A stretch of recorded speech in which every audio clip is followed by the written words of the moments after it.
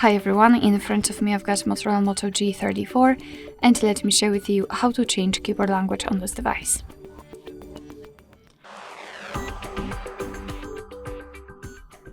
So let's start with opening the keyboard, so for example in the messages, notes, browser, whatever.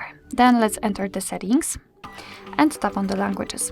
As you can see right here we've got our English keyboard applied, so let's tap on Add Keyboard to open the full list of available keyboards from which we can choose.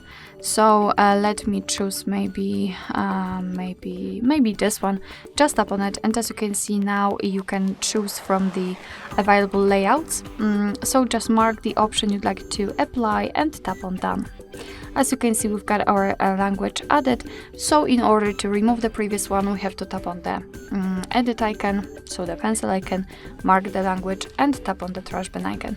And as you can see we've got our newly added language applied as a default one. Alright, so that will be all. Thank you so much for watching. I hope that this video was helpful, and if it was, please hit the subscribe button and leave the thumbs up.